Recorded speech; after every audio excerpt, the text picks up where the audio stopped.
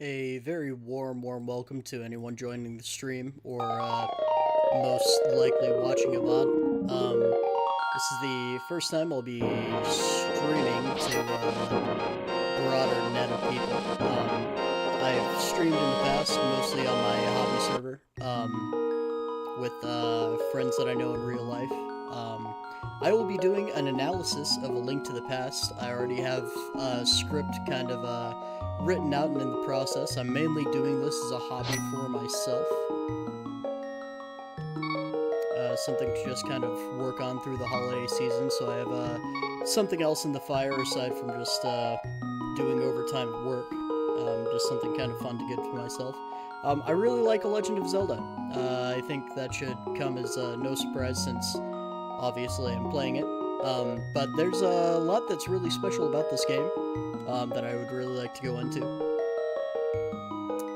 Eventually I will probably invest in a pop filter for my shitty little $30 Razer microphone.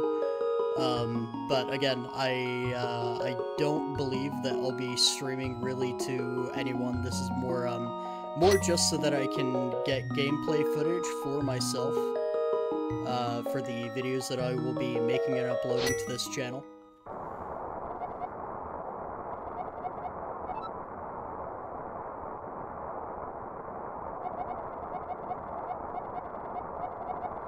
Some things that really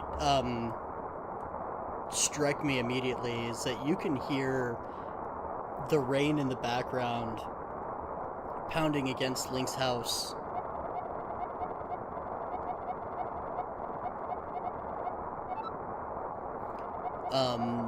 It's dark. There's already quite a bit of atmosphere that's immediately introduced, and you know, games of this quality were not uncommon on the Super Nintendo, but it's still just such a wide leap from Zelda 1 and Zelda 2.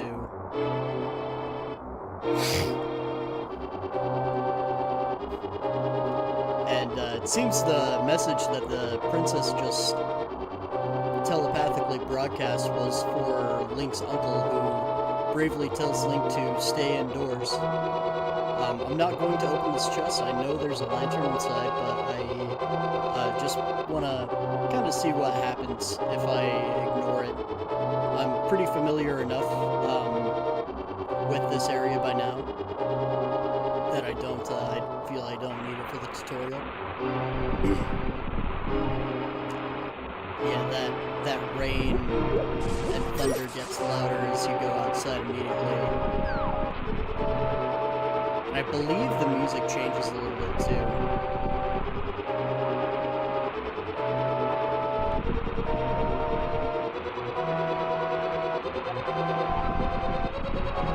So there are some guards around the castle here that are frequently used as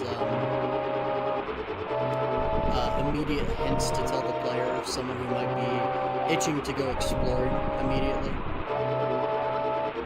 Telling you how to use your map and whatnot.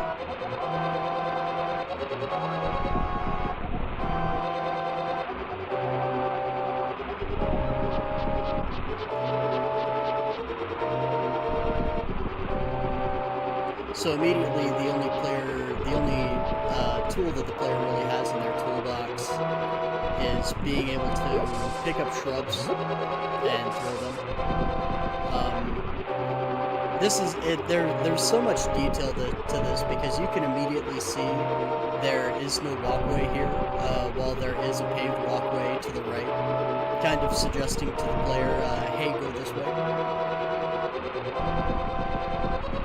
And again, you can see right here, there's kind of some tile just outlining this one shrub that you need. You know, someone who's replayed this over and over, it kind of flies under the radar a little bit. But I'm kind of approaching this with the perspective of someone who may be brand new to this game, maybe even the franchise.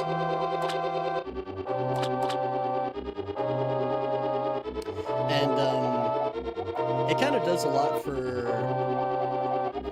the atmosphere, I think, that you so quickly and immediately see Link's uncle fall in here, along with the ominous music building up in the background.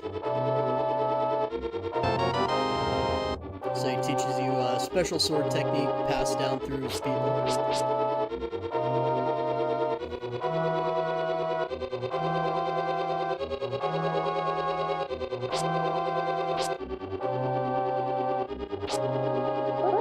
That's, of course, a spin move, which does double damage. It's very useful for anyone who may not have played this game yet.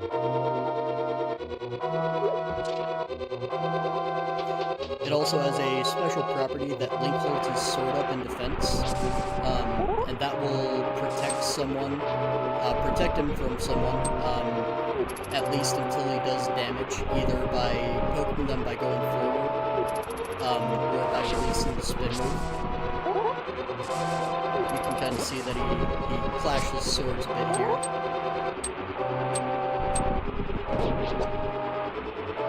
And you can kind of see from that one night that there was a sweet spot. So if you immediately clash swords,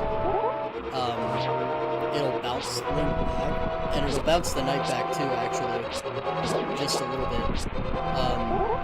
But there's a really cool lesson here. I think that it really teaches the player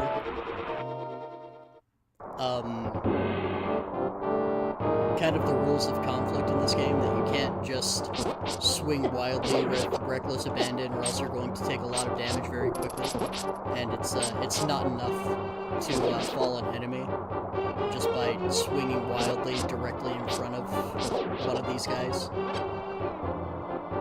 Also, not all of them drop hearts or rupees, so there's not always a reason to pick them up.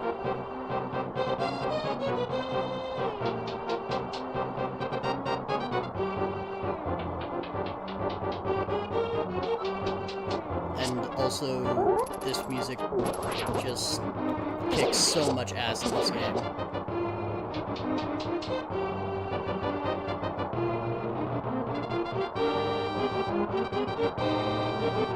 So a new player might go straight for the throne room, but we are looking for the dungeon.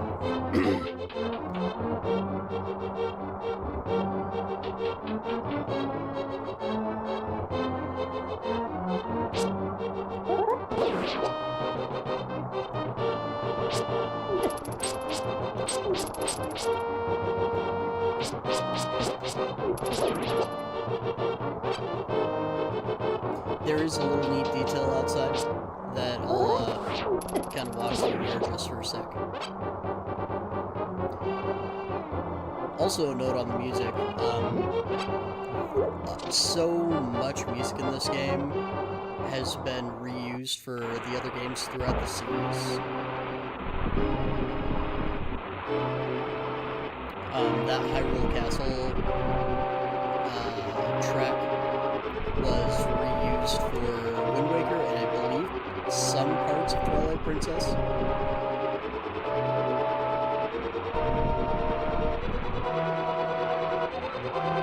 So you see a guard here who isn't affected yet by Aghanim. The Hyrule Castle theme is so good that I'm just going to stay silent and let it play until we get to the dungeon.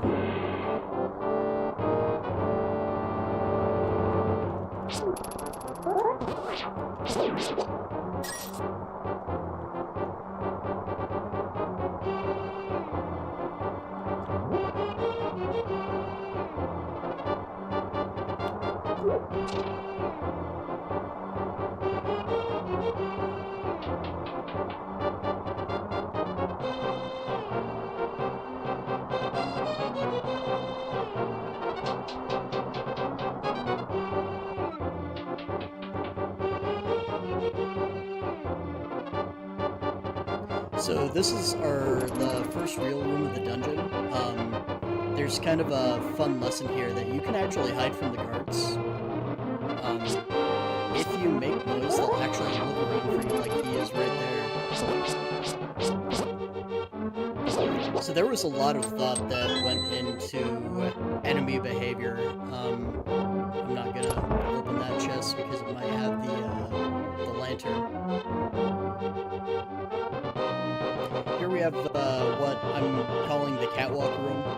I'll refer to it as that in the later video that I'll be making eventually. I don't really have a time scale right now for when that'll come out. Just taking a quick drink.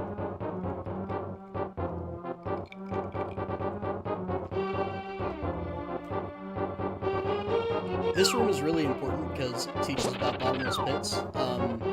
Also teaches a lesson that hazards that can affect Link can also affect enemies.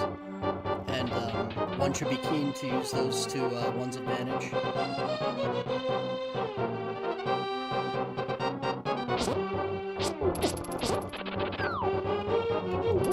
And also we get to have a chance to use pots as weapons here. I always kind of imagine this room as being part of a dungeon that was maybe also kind of built into a cave, maybe, and that explains the bottomless pits. There's nothing there to suggest that, but that's kind of just what my brain is filling in. We see these catwalks up here that we can't access until now. We have this staircase right here that we can access it. So that kind of teaches another lesson to the player to be keen at where they came from. Remember the cues they see, because they can use this staircase and this walkway to actually avoid that conflict entirely down there with those two patrolling guards. So I think by now we've seen 5 total enemies since we entered this dungeon proper. One thing that I'm going to make a big deal about in the video that I'm making is what makes a solid dungeon. Primarily, I got inspired to make this video series because I love dungeons so very much. They are such a great part of the series. I know they're not the only part. I would probably disagree that they're even the most important part, but they're my favorite part, definitely. And I believe, at least I do, that even this little dungeon right here classifies as a full dungeon. You know, there's any time that dungeon talk comes up, it's something that comes up that Majora's Mask only has 4 dungeons, but I'm not sure that that's true either. Because you also have the iconic Canyon Castle, you have the graveyard, you have a lot in there that's not strictly speaking a temple, but it is kind of a dungeon. It does kind of classify, it has the DNA, it has all of what most people would consider as the prerequisites. The ice caves in Ocarina of Time are another example that come up too. Just making sure I can use my boomerang. So I believe that a dungeon mainly consists of puzzles, enemies, hazards. Usually there's a boss. Usually there is some item to obtain that will help with progression. And usually you gain entry by either item progression or by story progression. So in this case, the story has progressed. We are now in the dungeon. It is the main impetus for us being here. And we got our item, which is the boomerang, and there's our boss. And he's actually looking for us right now. So there's a few ways to take him out. Either a player can try and take the damage and sneakily wait for him to attack with his flail. But one will need to be careful because his flail does a lot of damage. I personally really like using the boomerang against him because he has a ranged attack, and you have a ranged attack too, so it leads to this really dramatic fight where you're kind of trading blows here. It looks really rudimentary from a top-down perspective, but I really do believe that it kind of does have almost a level of cinematic drama. Immediately to a layman player may not seem that way, but over the course of time, you kind of forget about the SNES graphics, and your mind does kind of fill in the blanks of what the So we just got our big key.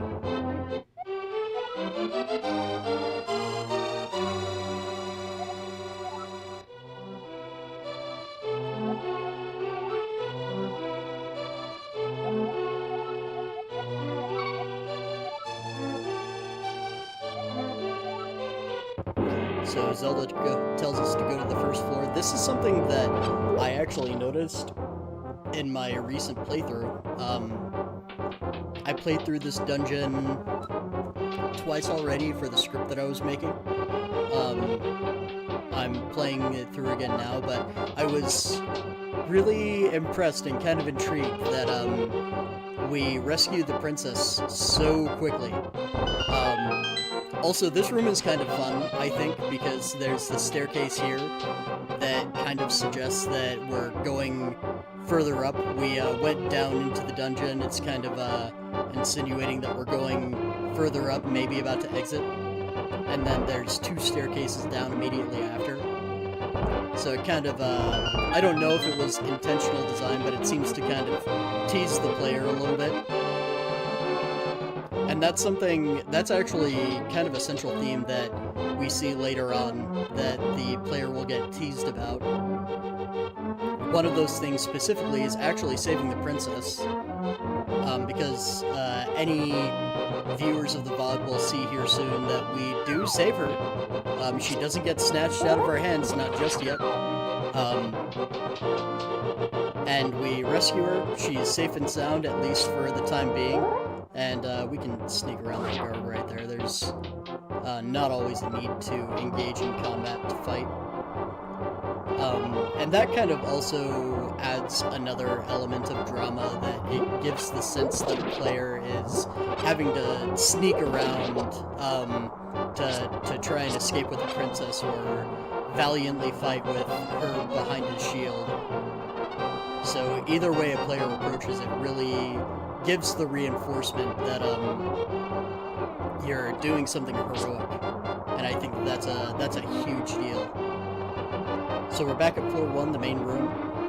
So she says there's a secret passage in the throne room that leads to the sanctuary, and there's an old man there who will supposedly help us. At this point, we have already gotten some mention of old men and their sage-like powers. They aren't specifically mentioned as sages as they are later in the series, but that's very much what they are.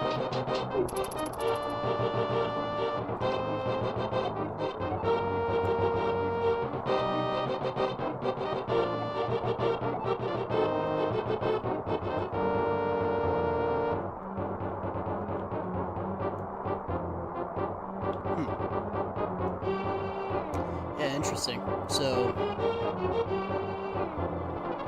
it seems we can't push it if we don't have the lantern.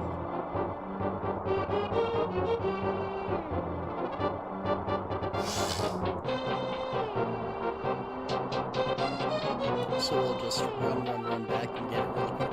Shouldn't take us too long.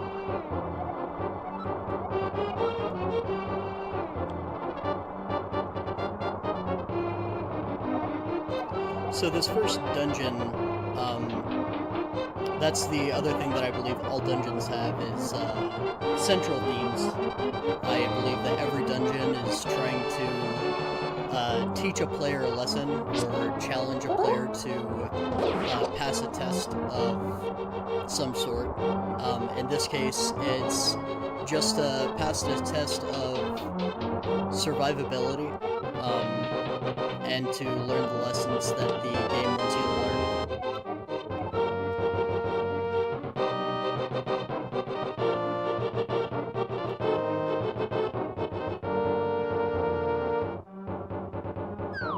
Alright, I actually got turned around a little bit. I believe there should be a chest with a lantern in the first cave where our uncle fell.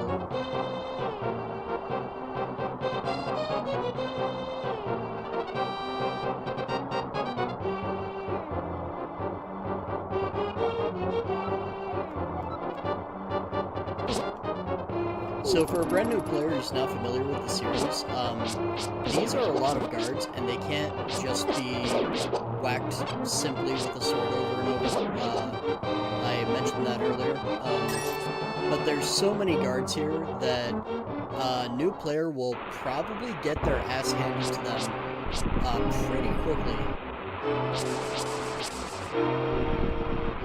I think something about that in and of itself kind of reinforces and teaches the player not to give up.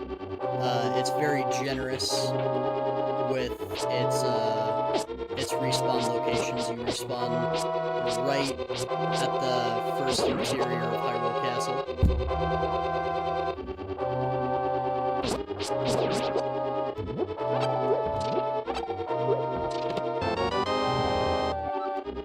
I don't think there are actually any puzzles in the main dungeon that require the lantern.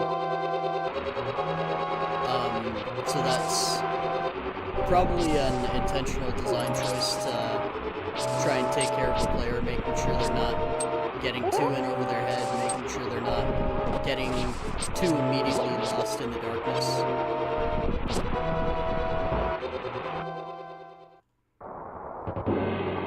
And also, if the player does forget their lantern or doesn't pick one up, like I just did, it's also not too much of a walk to get to where they're supposed to go next.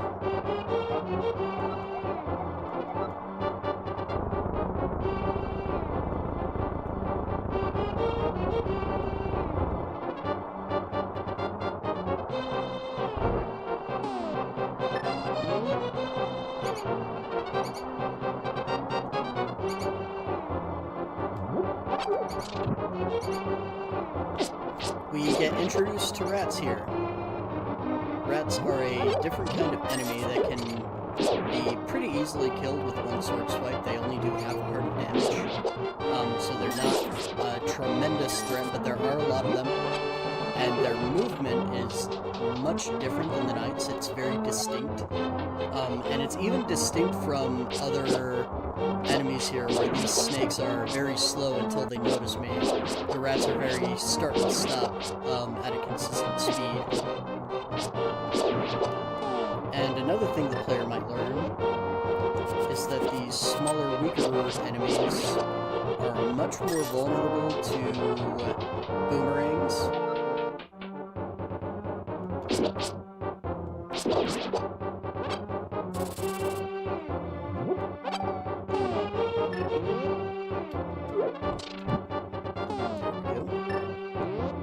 So we can see a bat here for the first time, and a boomerang will one-shot a bat, whereas it'll still only freeze a snake.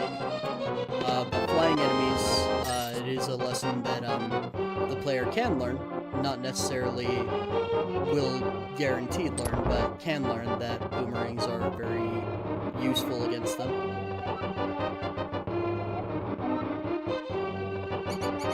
Another plus to the atmosphere of the game is that we have a very dark and damp looking dungeon. We see that lighting more than one brazier will light up the room even more, but braziers also don't stay lit forever.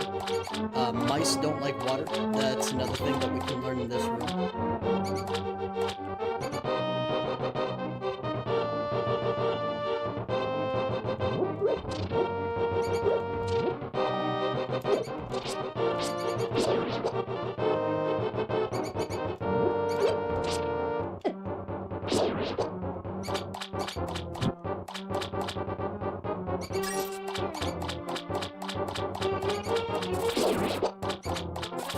So sharp-eyed players might be keen, unlike as I just did, to stick to the water if they can hear the mice. That's another cool thing about immediately coming into the darkness of this dungeon, is that you can hear the mice before you see them. So players who are very observant are rewarded for noticing those details. I think is very, very cool.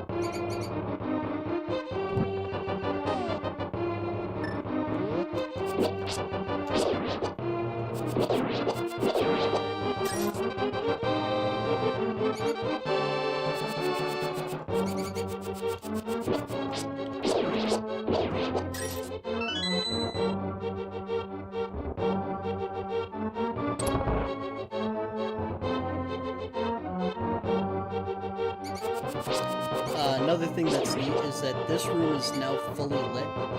That kind of signals to the player that we're in the home stretch here.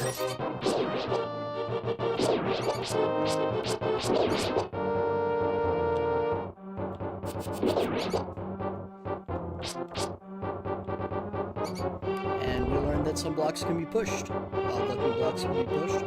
We get the first sign of one of these craggly walls that we will come back to. It's something that just kind of pokes out as the player as, oh, that's odd, there's an indent here with a strange wall, but we've seen those before. This is kind of a craggly designed dungeon with a lot of asymmetry. Having an indent like this small alcove here is not uncommon, but that craggly wall is, and then having a second one parallel to it does kind of telegraph to the player that, hey, there's something more here that can't immediately be interacted with right now at this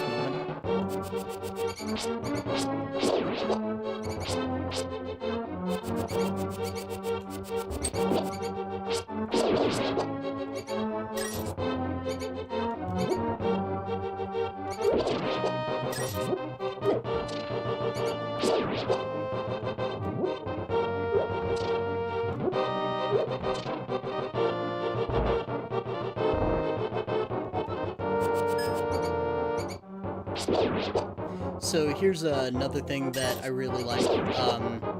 You know, a player that's in a hurry might be able to intuit how to grab these levers and pull them, but Zelda will only tell you how to pull them after you go up to the right one.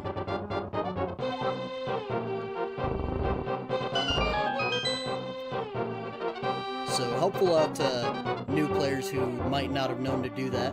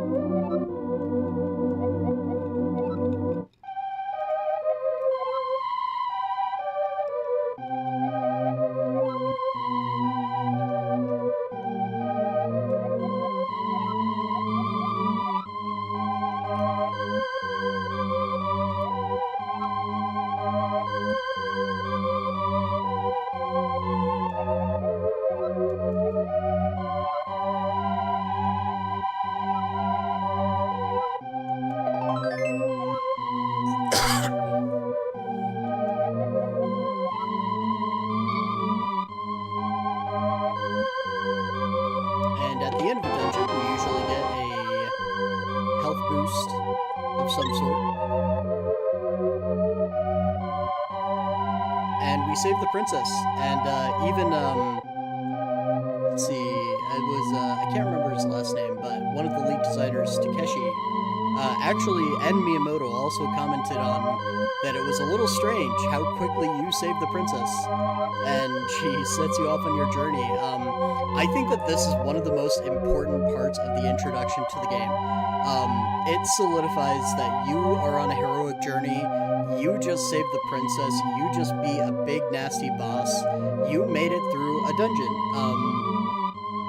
And just as a side note, you have the Triforce up there. It's referred to more as the Golden Power in this game. I can't remember if there is ever a mention of the word Triforce, but it's definitely there. It's obviously there in the main screen. So one of the things that I have for the script is that, you know, we saved the princess. It already really reinforced that, you know, you brought her through the castle, you fought all these corrupted knights. It's a very strong start, and, you know, the question remains, what is it going to do to carry that momentum that you now have? And then you step out of the sanctuary and you hear this shit.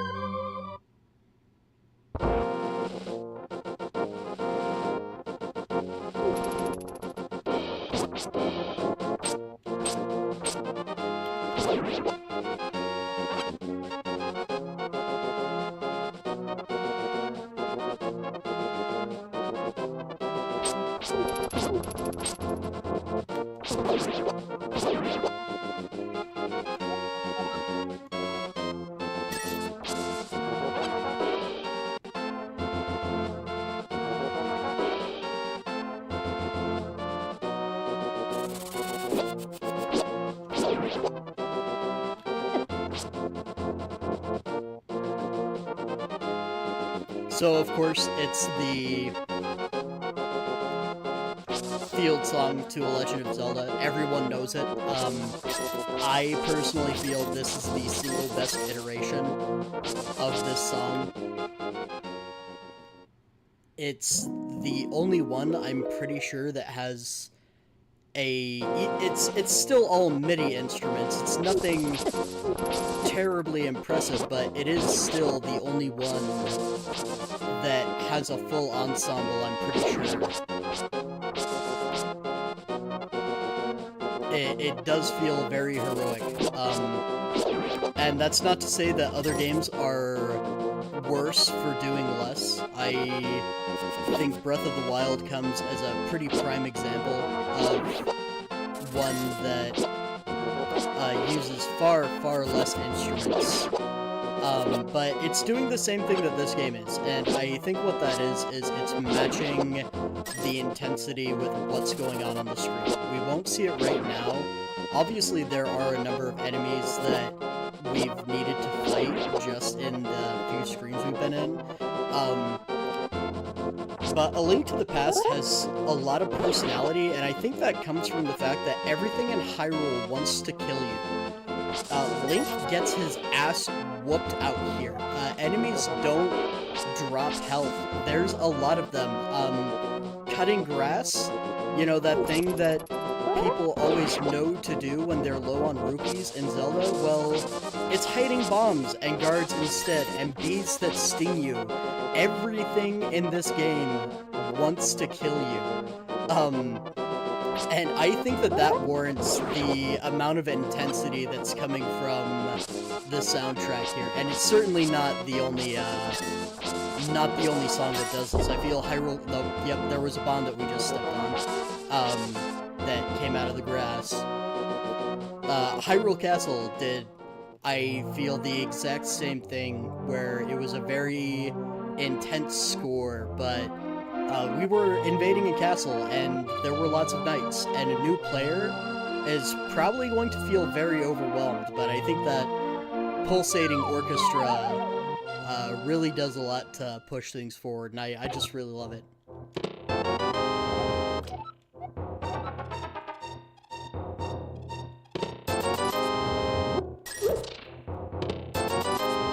So lots of treasure here to get us a good start.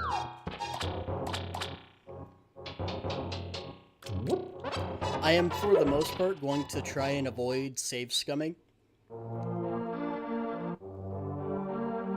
For the most part. There will be one specific dungeon in particular that we will ignore that rule. Yeah, so the idea that I said that whenever you go from Sanctuary to Kakariko Village, that everything wants to kick Link's ass, is just telegraphed. It's just something that's insinuated, and then you get here and you read a sign, and then it could not be any clearer. This is not a friendly Hyrule. Go and pick up bottle number 1.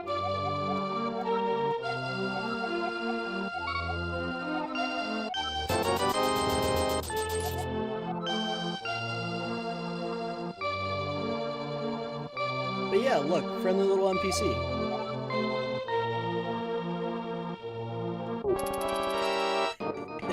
And even the music changes, and it's a knight that we haven't even seen before, with a spear that has a very long reach, a much longer reach than their little scabbards that they usually fight with in the castle.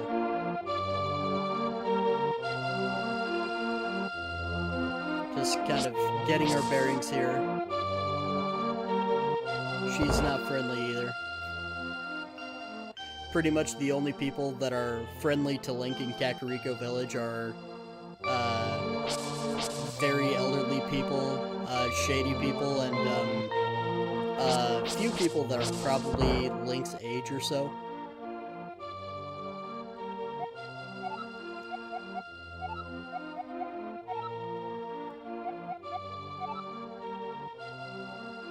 So the townspeople give good information that'll kind of help you down the road.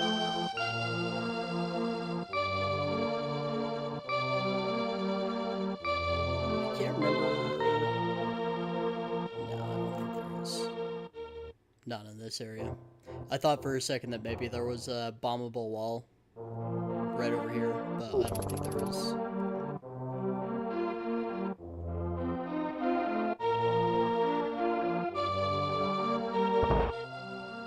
We have the tavern here. So we get sent to the village, Kakariko Village. It's the only village really in the game. To look for the wise man, or a wise man, an old man, who knows more about where to go next. We can see on our little map here. It's right here somewhere in Kakariko Village. We can see further on the map there aren't any other markers. So this is where a player will normally head first.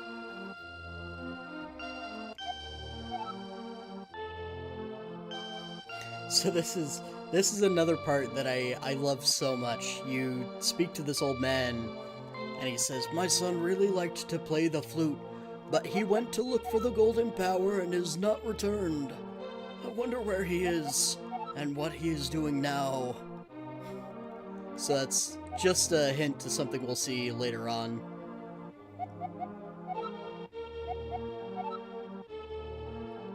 Let's see, we can see there's a chest in the back of the building.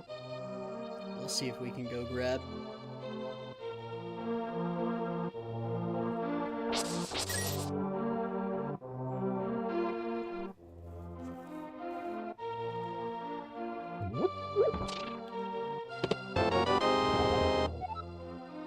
Bottles are also very useful in this game, as they are in most other Zelda titles.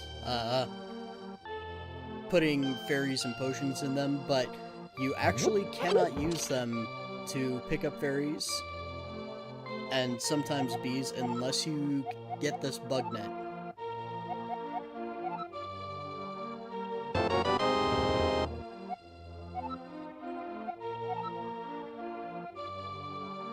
And, this kid basically did the equivalent of, you know, what 90s kids did, where, oh, I'm only gonna borrow your copy of GoldenEye for the weekend. You know, I'll bring it right back. I'm only gonna borrow your copy of Diddy Kong Racing for a few days. And then, you know, they move and you never give it back to them. He is not getting that bug net back.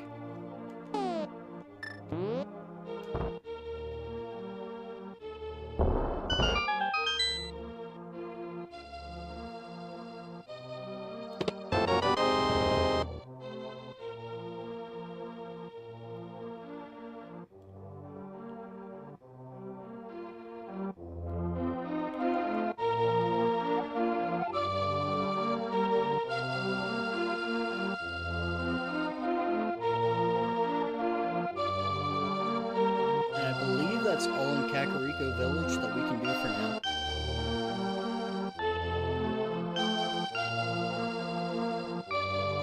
There's a few buildings just south of the village that we'll check out. There's an opportunity to get a heart piece. Oh, and I did actually forget. There is a puzzle room in the North Village that has lots and lots of rupees. Something strange about that book at the top of the bookshelf there. Probably not important.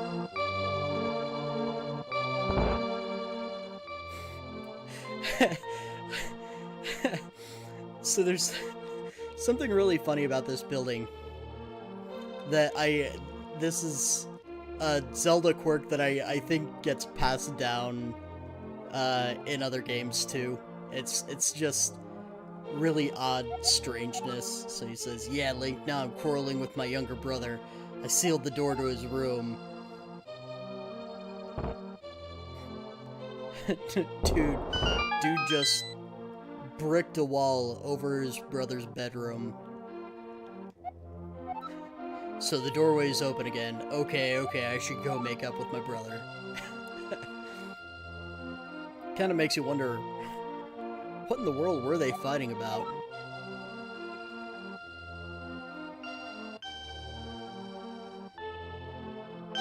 teaches the player a little lesson that, you know, at the other side of the house, they realize, oh, this house is long. They get into the room. Then they get the hint that the doorway was sealed. Kind of hints to use a bomb.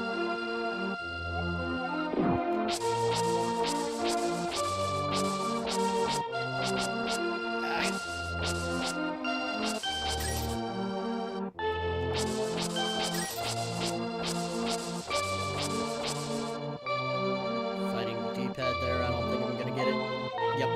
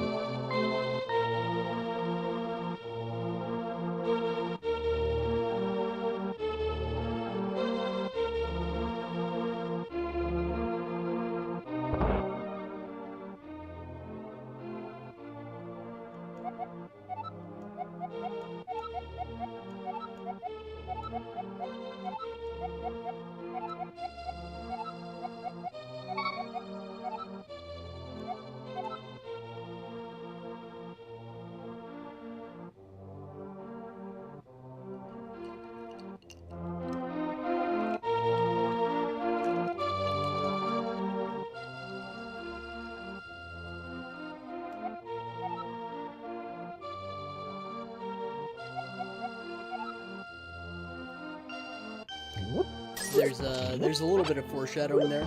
A lot of what the villagers tell you will become very useful information down the road, but we get the notice very specifically of a thief leader named Blind who uses this place as his hideout.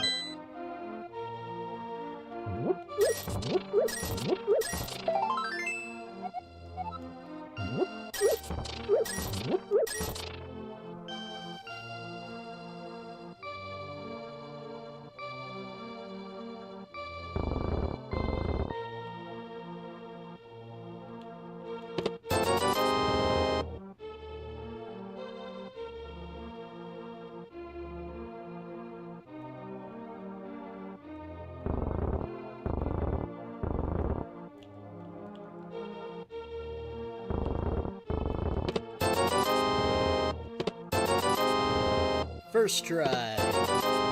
First try. Feel very good about that.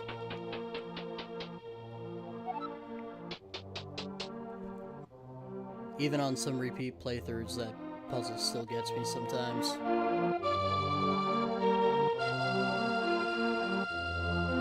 Okay, I don't think that we've talked to the specific NPC who tells us where the sage is. We still have our marker there, but the great thing is that we don't need it. We can just, as a new player, walk straight to the next dungeon. And I think we'll do just that.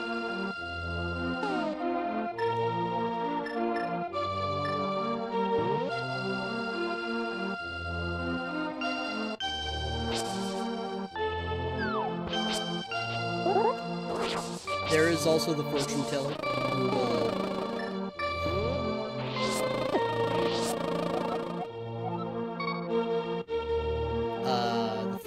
who will tell us where we can go next.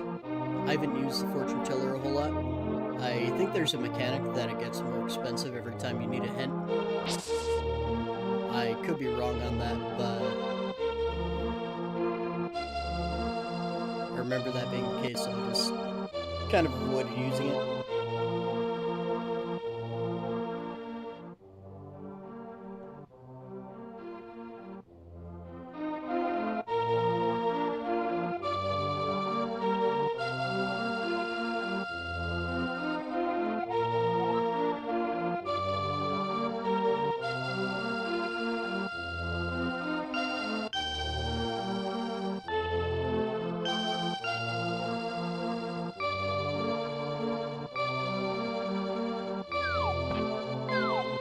Some really cool design about Hyrule.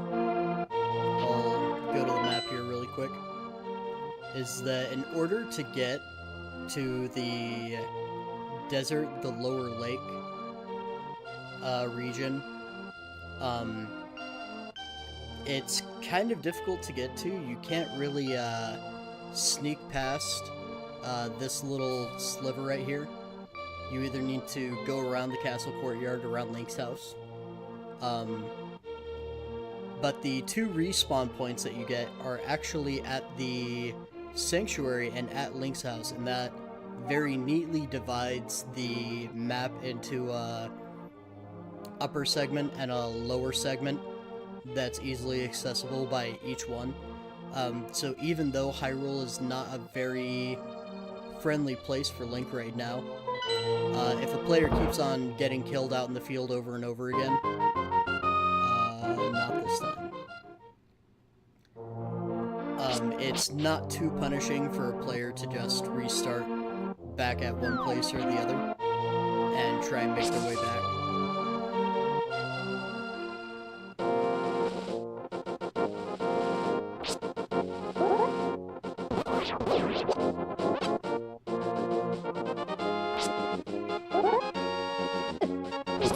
Something that is very cool to me, I'll actually hold on to that thought for a second. We're about to see something cool here. Hey, it's a boy with a flute.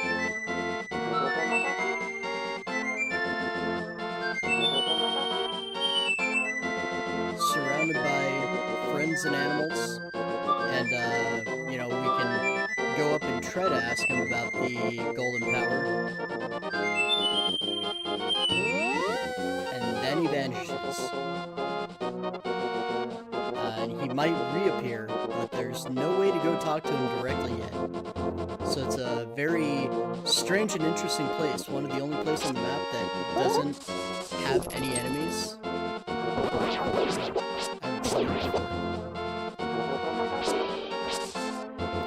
With all the limitations that they had, it really is impressive to me that Hyrule is so big. It's obviously not as big as other iterations, but it is quite big. And there are secrets and secret pathways, and it only gets bigger as time goes on.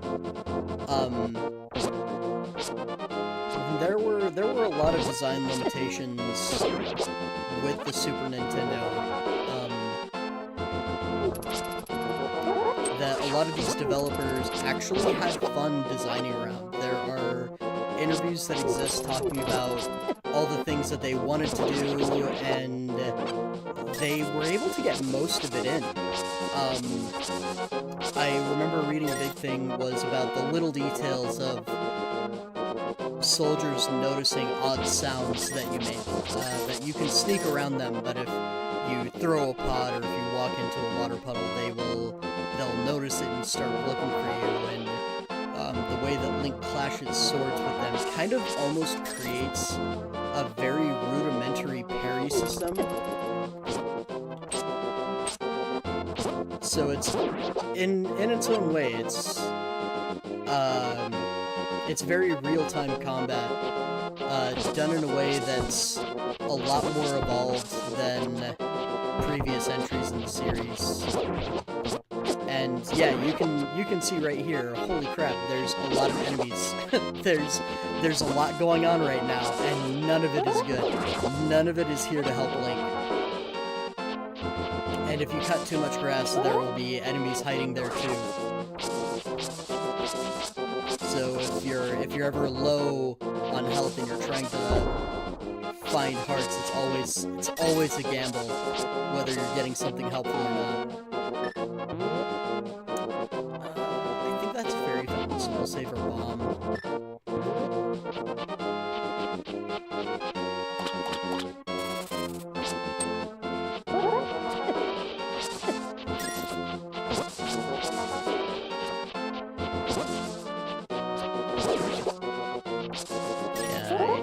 Intentionally went after that guy in the hopes that he would have a heart or something for me.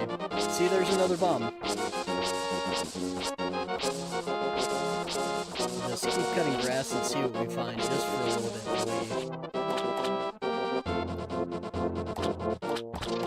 We move our way up.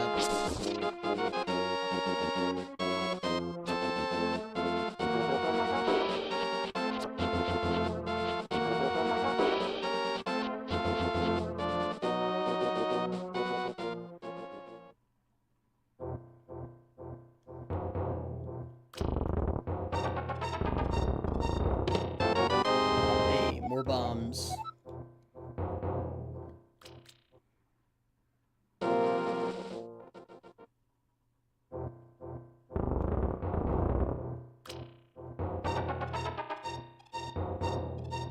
It seems to me that that's it's an interesting thing that you get bombs so early on in this game, but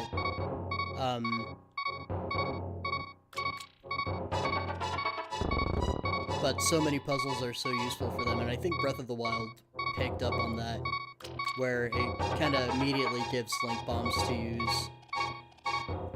So we pulled those floodgates, and we see that that dam actually drained all the water in this small pond here.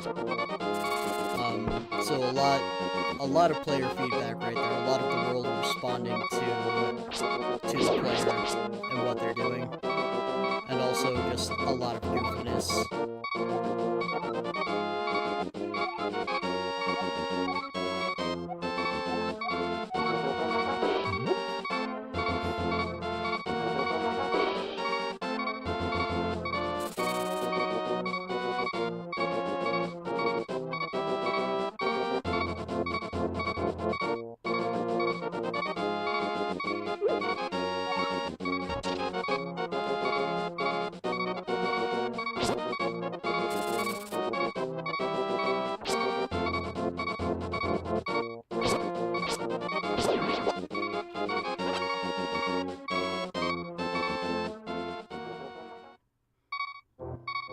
Something that's also kind of nice is that you do keep your gear whenever you die, so it's very low risk to die out in Hyrule.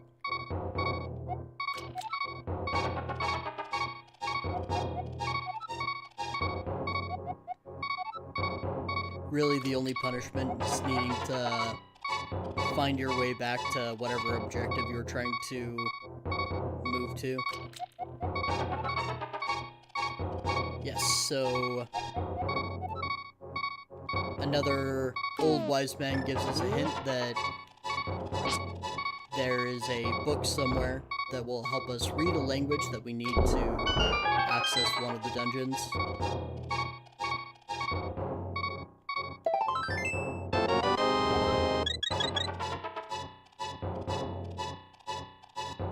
Also, I think it's a fun nod back to the original NES game, finding Hylian refugees hiding out in caves.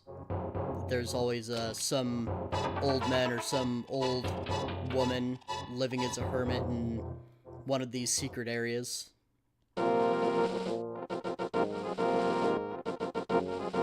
So I'm just kind of simulating what a new player might experience. Just exploring around Hyrule.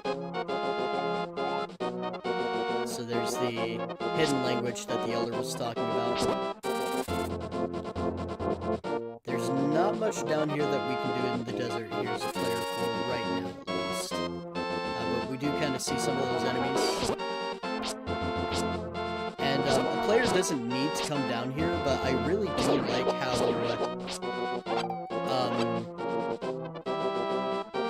exploration will never hurt the player. Like, I am very far away from what my next objective is supposed to be, but already I have 175 rupees. I have an additional heart container that I've completed, 20 arrows for when I eventually get the bow. I have 4 bombs so I can continue to explore areas. And if a player just went straight to the next objective, they would not be as well prepared. So another little lesson there that the game kind of teaches the player that you know, if they're feeling stuck, they're feeling ill-prepared, there's always something out there that might be able to help them out. Alright, and this is one that I'm really gonna try and make sure that I get right. Yes. Take that, thank you very much.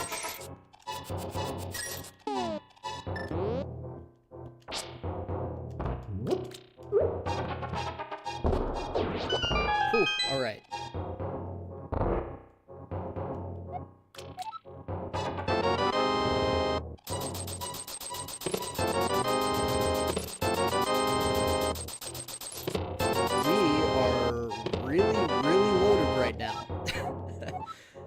Really loaded.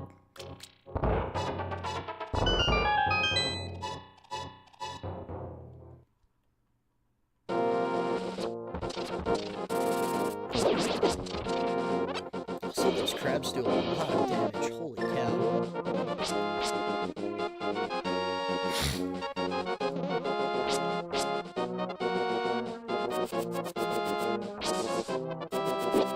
And they've got a weird movement pattern, so you can't always predict where they're gonna move. You've got a Zora in there who's really displeased with your existence.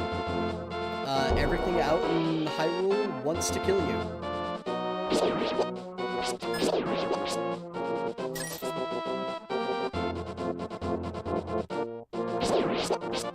And there's so much of it. I think I mentioned previously that, you know, Breath of the Wild didn't have a whole lot going on with the soundtrack, and that was fine. There is a lot of downtime in Breath of the Wild, a lot of walking around, which, you know, is totally fine, even though I am a little bit biased, but there is way, way more action going on here at any given time.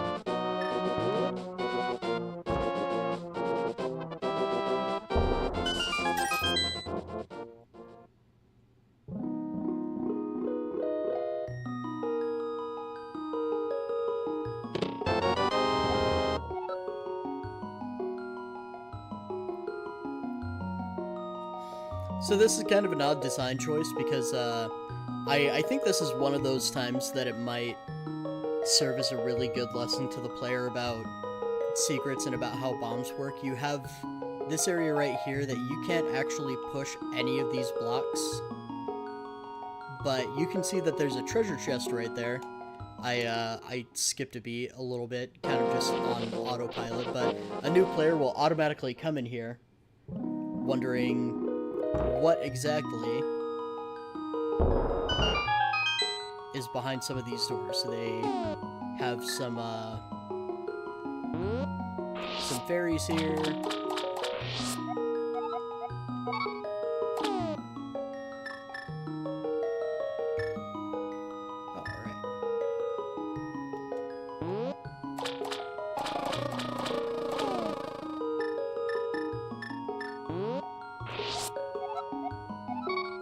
Fairies will also automatically revive the player.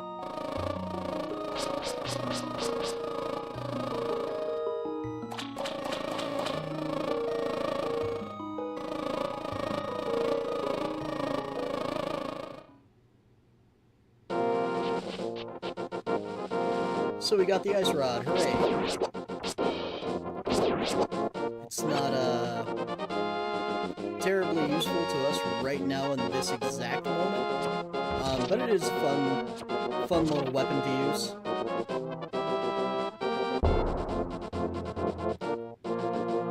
Another thing that I also like about A Link to the Past is that there are key items that you get from dungeon exploration, but there are also so many items that you get just by being rewarded, very unique items just by being rewarded from your exploration out in the field, and there's a lot more of it than just what you see right here.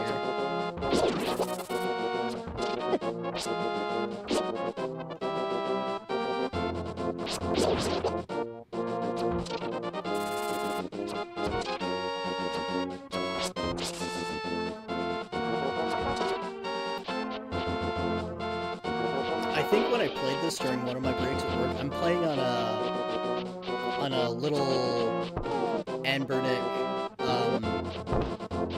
Game Boy SP model emulation device just during my breaks and downtime at work. And that's kind of when I'm doing my initial analysis. But yeah, without save scumming, on that little Game Boy SP looking thing, I died so many times. We are heading in the right direction here. Yeah.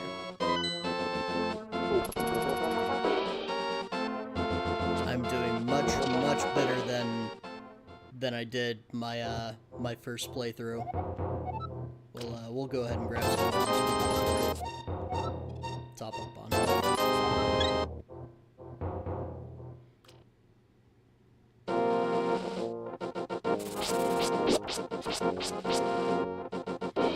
So, anyone who has not played this game, but has played Ocarina of Time, and I'm sure there are plenty out there that fit that bill, there are kind of immediately some things that are very familiar. The boomerang will feel familiar. Even some of the combat will probably feel familiar enough, I'd say. There's also some elements about the adventure that will come to mind. They've heard, like, the fairy fountain songs before, they're familiar with the magic meter. And the way this journey starts actually begins with finding the 3 pendants, which in Ocarina of Time there were 3 spiritual stones and 3 main starter dungeons that kind of acted as a springboard to whet the player's appetite, and it didn't, you know, kind of served as a way to start taking the training wheels off for the player. That's what these first 3 main dungeons kind of do as well. Unlike other games, I don't think that this game actually has any sub-dungeons. I'm pretty sure there's only really main dungeons that are very formal. You get a very specific token of completion for beating them, and I don't think there's anything that can qualify as a dungeon that you kind of do in between, except for obviously the first starting dungeon where you save Zelda and maybe Ganon's castle.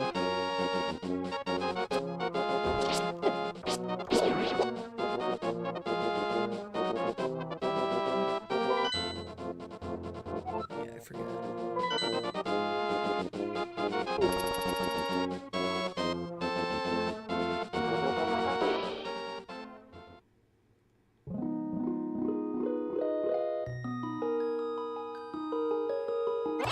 Little fairy fountain here.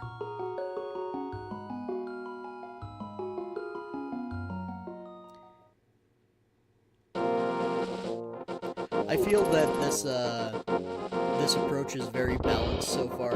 That yes, there is a lot that's kind of there to challenge the player very early on. There's really heavy-hitting enemies that will do a lot of damage to Link if he's not careful. But there is also quite a lot of resources out in the field that will help Link a great deal as well if the player is keen on finding them. So like we had those any number of fairy fountains that we ran into. I think we ran into a total of 3 so far.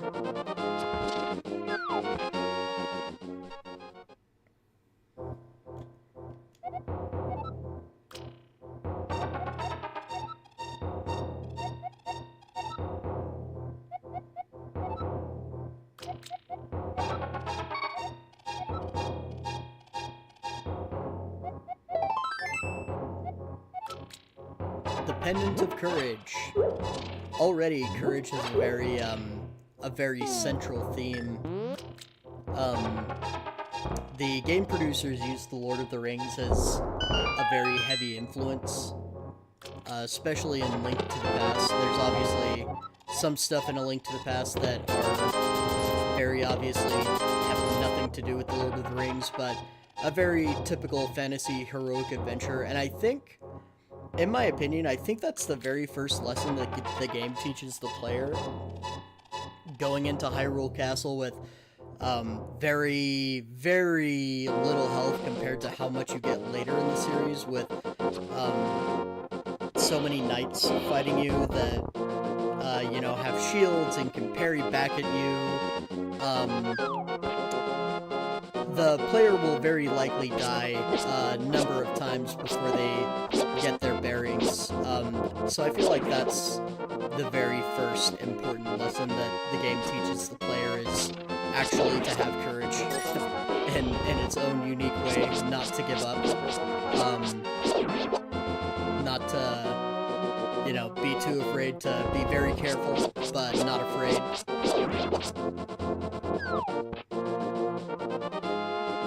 So it's, there's a terminology that some people use, ludonarrative harmony, or more direct translation of the gameplay and the story having harmony with one another. And that's what this does in this instance, where you are put in situations where courage is a requirement, and you need to kind of demonstrate that and keep trying. Anytime the player might fail.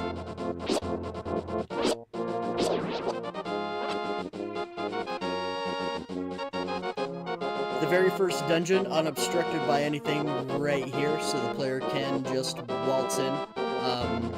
I believe if the player goes without consulting Sahasrara, they will be interrupted by him, and he'll kind of give the exposition that you need to move forward. Let's see.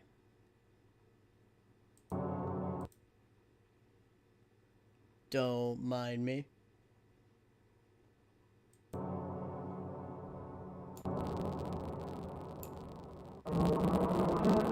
Alright, I think I'm going to call it right there for now. Next week I will pick up on this dungeon, kind of go over some of the things that I've done. Hopefully the stream quality will be a little bit better. I'm sure my microphone setup does not sound very good right now, but I will try and improve that as streams go on. Not that it matters terribly much for this, anybody that's watching this could be doing so on VOD. But even so, I think that for the sake of it being my own hobby, I should, you know, do something to improve the quality a little bit, at least for my own sake. So thank you to anyone who watches in the future.